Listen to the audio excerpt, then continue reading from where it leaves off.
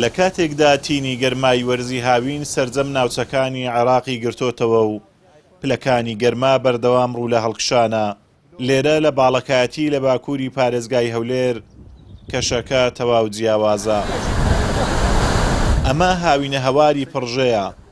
ئەو شوێنەی لە نێوجەرگەی مانگی تەمووزدا فێنکایی و سەرما پێشوازیت لێ دەکات و بەفرێکی سپی چاوان ڕوون دەکاتەوە.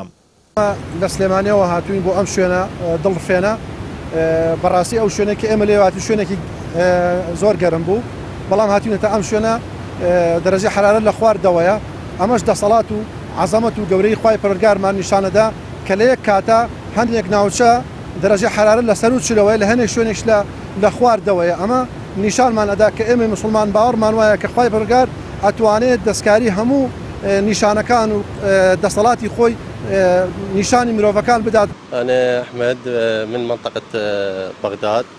من ئەحمەدم لە بەغدادەوە هاتووم بۆ ناوچەی هەولێر بۆ گۆڕینی کەشوهەوا. پلەی گەرما جیاوازی زۆرە. لە بەغداد پلەی گەرما 40 بۆ 45 پلەی سەدیە و کەشوهەوا زۆر گەرمە. بەڵام لێرە کەشوهەوا بەستویەتی و هەرچەندە لە مانگی تەمووز داین، بەڵام پلەی گەرما نزمە و ناگاتە 20 پلەی سەدی. بەڕاستی کەشێکی خۆشە.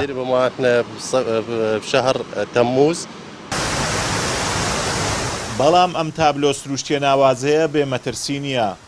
تونێلە بەفرینەکانی پڕژێ هێندە جوانن، هێندەش مەترسیدارن.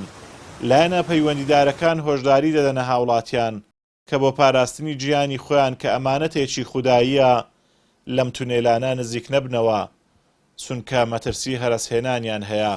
هاوکات پاراستنی پاک و خاوێنی و ژینگەی ئەم ناوچەیەش ئەرچی سەرشانی هەرگەشتیارێکە. داوا لە گەشتارە بەڕێزەکانەکەین تەمان قەتعش لێ درایە گەشت و گوزار لێیدایە ئاگاداری بە زمانی کوردی عەرەبی ئینگلیزی کاکە بە هیچ شێوەیەک مەچوونە سەر تونێلەکانی بەفر خەتەرە. ئەگەری دارمانی هەیە، ئەگەری هەیە بمری، ئەگەری هەیە دەست و لاقت بشتێ. جێشی گەشتیارێکی زۆر خۆشە، هەتا برێ خۆشە. لەولایە بەری کۆدەوە هەر ئەویش هەر خۆشە، ئەو لایە پڕژەیە تەمەشا ئەو سروشتە جوانەی کە ئەو بوارە تازە لێرە حیساب کە بوار دەست پێیەکە وارەی هەتا برێ خۆشە. کار لە سبلیت و مبلیتی ڕۆیە، سبلیتی ناوی. ساڵانە هەزاران گەشتیار لە ناوەڕاست و باشووری عێراق و ناوچە جیاجیەکانی کوردستانەوە جانتای سەفەر بەرەو ئەم لووتکە فێنکانە دەپێستنەوە.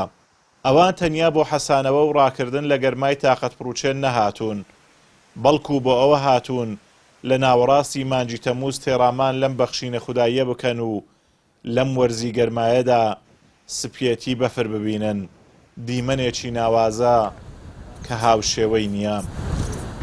دیمەنی جوان و سەرنجڕاکێژی پڕژێ لە ئاوی سازگار و بەفری زستانە وای لە هاوڵاتیان کردووە کە لە ناوچە جیاجیەکان بەهۆی بەرزبوونەوەی پلەی گەرما ڕوو لە کەشی سارد و زستانەی پڕژێ بکەن.